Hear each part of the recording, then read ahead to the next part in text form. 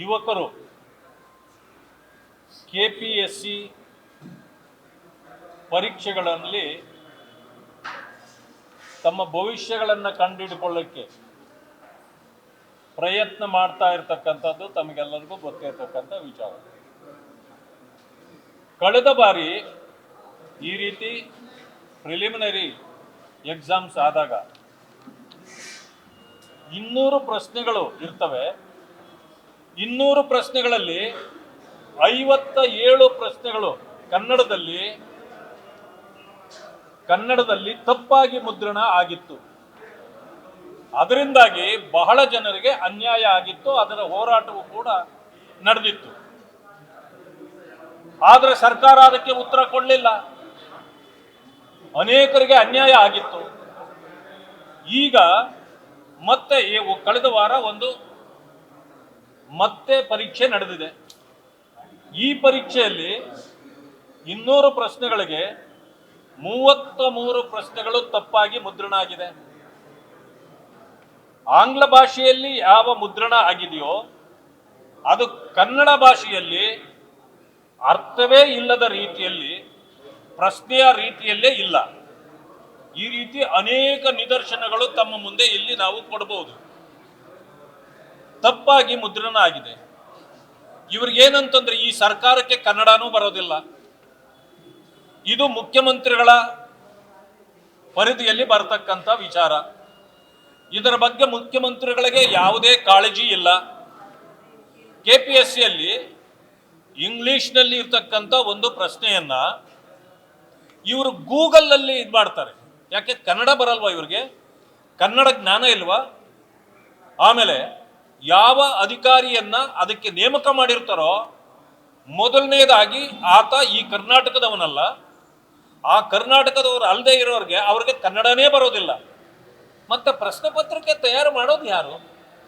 ಅವ್ರು ಹೇಳೋದೇನಂತಂದ್ರೆ, ಒಂದು ಸಮಯ ಇದನ್ನು ಎಲ್ಲರೂ ಕೂಡ ಚೆಕ್ ಮಾಡೋದಾದ್ರೆ, ಇದನ್ನ ಪರಿಶೀಲನೆ ಮಾಡ್ಲಿಕ್ಕೆ ಬೇರೆಯವ್ರಿಗೆ ಕೊಟ್ರೆ ಇದು ಪೇಪರು ಔಟ್ ಆಗ್ತದೆ ಅಂತಕ್ಕಂಥದ್ದನ್ನು ಕೂಡ ಹೇಳಿದ್ದಾರೆ ಅನೇಕ ಬಾರಿ. ಆದ್ರೆ ಇವತ್ತಿನ ದಿವಸ ನೋಡಿ, ಇಲ್ಲಿ ನಿಂತಿರ್ತಕ್ಕಂಥವ್ರು ಇವರೆಲ್ಲರೂ ಕೂಡ ತಮ್ಮ ಹೆಸರು ಏನಂದ್ರೆ ಕಾಂತಕುಮಾರ್ ಅಂತೇಳಿ, ಇವರು ಎಕ್ಸಾಮ್ ಬರೆದು ಬಂದವರು.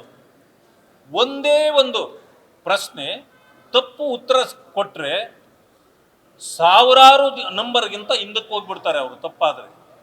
ಅಂದ್ರೆ ಈ ರೀತಿ ಪರಿಸ್ಥಿತಿ ಇರ್ತಕ್ಕಂಥ ಸಂದರ್ಭದಲ್ಲಿ ಇದರ ತೀಕ್ಷ್ಣತೆ ಯಾಕೆ ಈ ಸರ್ಕಾರಕ್ಕೆ ಅರ್ಥ ಆಗಿಲ್ಲ? ಯುವಕರ ಜೊತೆಯಲ್ಲಿ ಈ ರೀತಿ ಯಾಕೆ ಇವರು ಆಟ ಆಡ್ತಾರೆ? ಇವತ್ತು 33 ಪ್ರಶ್ನೆ ಇವರು ಉತ್ತರ ಕೊಡ್ಲಿಕ್ಕೆ ಇವ್ರಿಗೆ ಆಗ್ಲಿಲ್ಲ ಅಂದ್ರೆ ಮತ್ತೆ ಪಾಸ್ ಆಗೋದು ಹೇಗೆ? ಇದೊಂಥರ ಕಾಂಪಿಟೇಟಿವ್ ಇದು.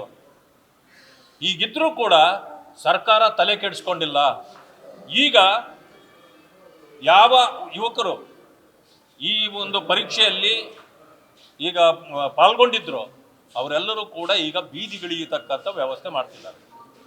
ಒಂದು ಸಾರಿ ಈ ರೀತಿ ವ್ಯತ್ಯಾಸ ಆದರೆ ಇನ್ನ ಅವರ ಏಜ್ ಬಾರ್ ಆದರೆ ಅವರಿಗೆ ಕೆಲಸಗಳೇ ಸಿಗೋದಿಲ್ಲ.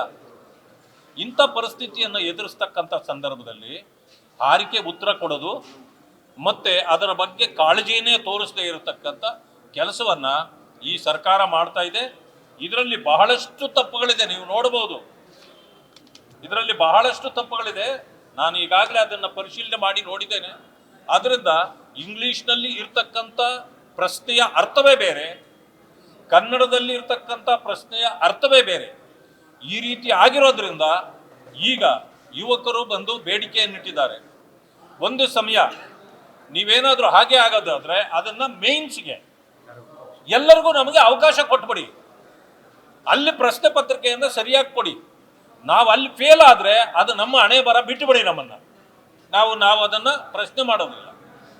ಇಲ್ಲ ಅಂತಂದ್ರೆ ಇದನ್ನ ಸಂಪೂರ್ಣ ರದ್ದುಪಡಿಸಿ ಮತ್ತೆ ಮರುಪರೀಕ್ಷೆಯನ್ನ ಮಾಡಿ ಅಂತಕ್ಕಂಥ ಬೇಡಿಕೆಯನ್ನ ಯುವಕರು ಇಟ್ಟಿದ್ದಾರೆ.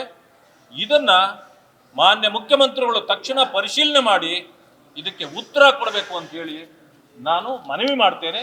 ಒಂದು ಸಮಯ ಇದನ್ನು ಮಾಡಲಿಲ್ಲ ಅಂದ್ರೆ ಮುಂದಿನ ವಾರದಿಂದ ನಮ್ಮ ಯುವ ಸಮೂಹ ಬೀದಿಗಿಳಿದು ನಿಮ್ಮ ಸರ್ಕಾರದ ವಿರುದ್ಧ ಹೋರಾಟ ಮಾಡ್ತದೆ ಅಂತಕ್ಕಂಥ ಮಾತನ್ನ ನಾನು ಹೇಳಲಿಕ್ಕೆ ಬಯಸ್ತೇನೆ.